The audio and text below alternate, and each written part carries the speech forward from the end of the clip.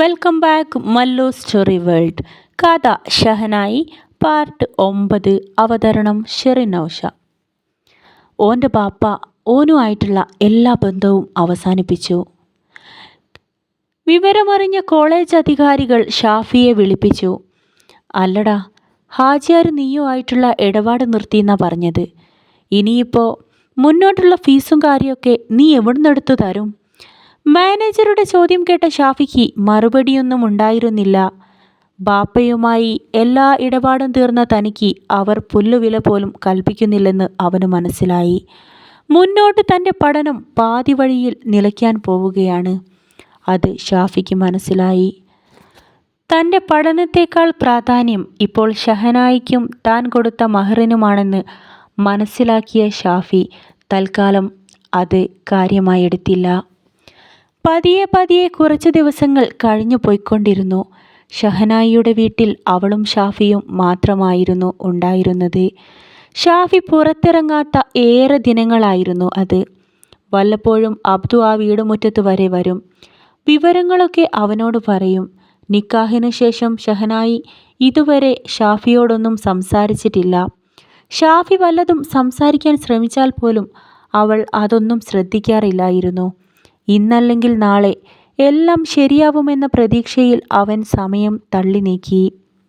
ആ വീട്ടിൽ ആളനക്കം പോലും കേൾക്കാതായി.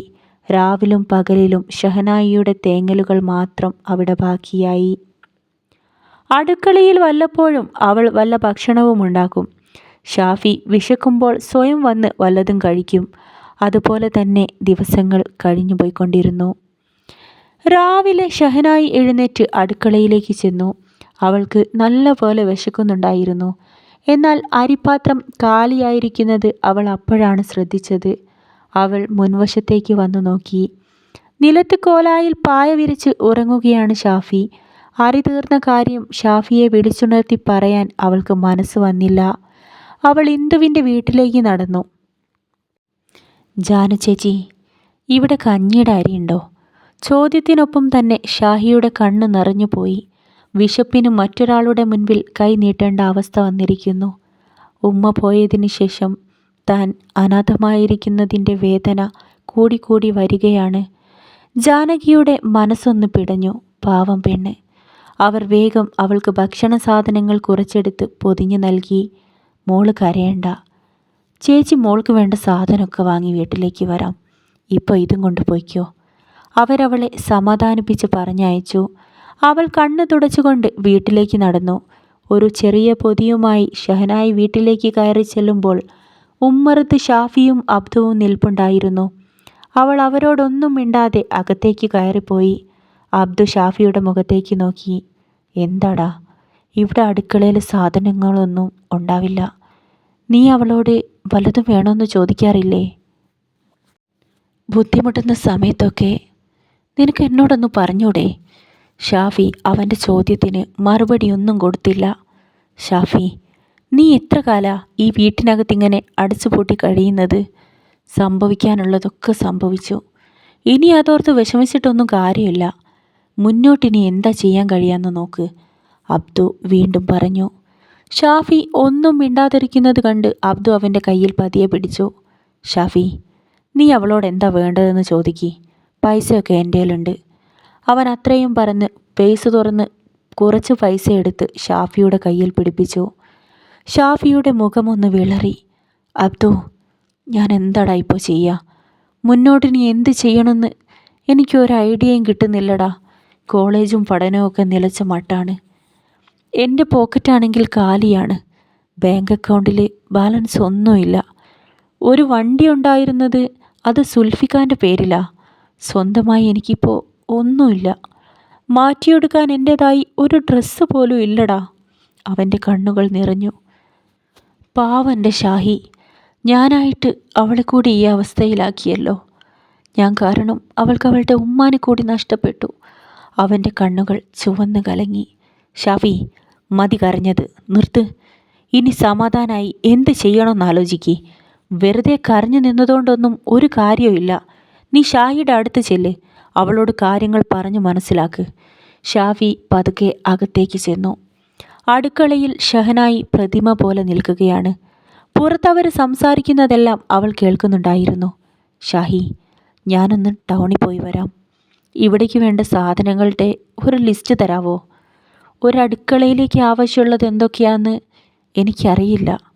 അവൻ സാധാരണ ഒന്നും സംഭവിക്കാത്ത രീതിയിൽ അവളോട് സംസാരിച്ചു കൊണ്ടിരുന്നു.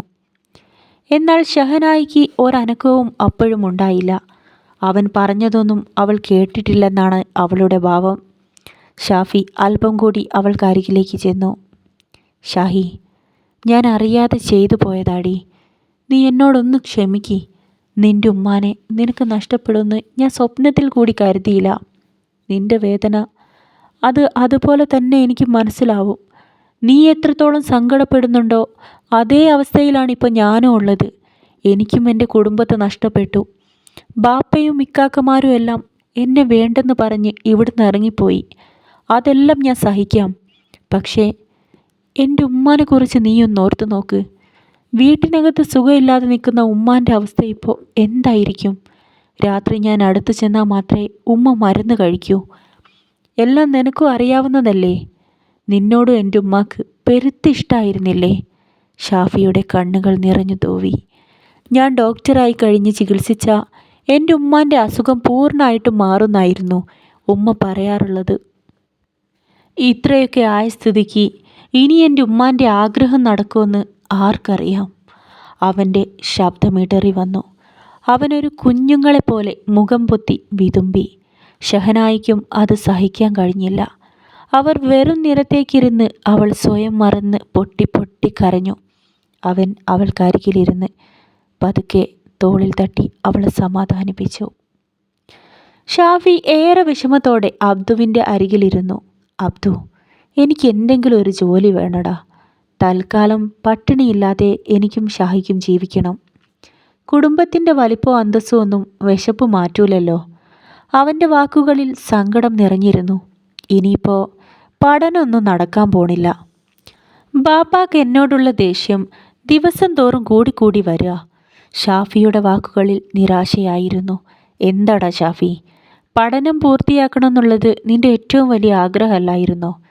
തൽക്കാലം എവിടെയെങ്കിലും ഒരു പാർട്ട് ടൈം ജോബ് നോക്കിയാൽ മതി. ഹാജിയാർ കുറച്ച് കഴിയുമ്പോൾ നിന്നെ തിരിച്ചു വിളിക്കും. അതുവരെ പഠനം മുടങ്ങാതെ നോക്കണം. ഒക്കെ ശരിയാവും. അബ്ദു ഷാഫിയെ പറഞ്ഞ് സമാധാനിപ്പിച്ചു. അബ്ദു ഷാഫിക്കൊരു ജോലി അന്വേഷിച്ചു കൊണ്ടിരുന്നു. 2 ദിവസത്തെ പരിശ്രമത്തിനൊടുവിൽ ടൗണിൽ തിരക്കേറിയ ഒരു കടയിൽ അവന് ജോലി ശരിയായി. പിറ്റേ ദിവസം രാവിലെ തന്നെ ഷാഫി ജോലിയിൽ പ്രവേശിക്കാനായി അവിടെ ചെന്നു. എന്നാൽ അവിടെ എത്തിയപ്പോഴാണ് അവൻ ആ നിരാശയുള്ള വാർത്ത അറിഞ്ഞത്. മോനെ, നിനക്കിവിടെ ജോലി തരാൻ പറ്റില്ലടാ. നീ ഹാജിയാരുടെ മോനാണെന്ന് ഇന്നലെ അബ്ദു വന്നപ്പോൾ എനിക്കറിയില്ലായിരുന്നു. അതുകൊണ്ടാണ് ഞാൻ ഇന്ന് വന്നോളാൻ പറഞ്ഞത്. അബ്ദുവിൻ്റെ ഏതോ ഒരു സുഹൃത്താണെന്ന് മാത്രമേ അവൻ പറഞ്ഞിട്ടുള്ളൂ. ഹാജിയാരുമായിട്ട് ഒരിഷ്ടക്കേടിന് ഞാനില്ല മോനെ. നിന്നെക്കുറിച്ചുള്ള വിവരങ്ങളൊക്കെ നാട്ടിലാകെ പാട്ടാണല്ലോ. നിനക്ക് ഞാനൊരു ജോലി തന്നൊന്നെങ്ങാനും ഹാജിയാർ അറിഞ്ഞാൽ പിന്നെ എൻ്റെ കട പോലും ഇവിടെ ഉണ്ടാവത്തില്ല. ദയവ് ചെയ്ത് എന്നെ ബുദ്ധിമുട്ടിക്കാതെ മുമ്പ് വയ്ക്കോ. കടക്കാരൻ്റെ വാക്കുകൾ കേട്ട ഷാഫി എല്ലാ പ്രതീക്ഷയും നഷ്ടപ്പെട്ടവനായി മാറി. ഷഹനായി കഥയുടെ ഈ ഭാഗം ഇവിടെ അവസാനിക്കുന്നു.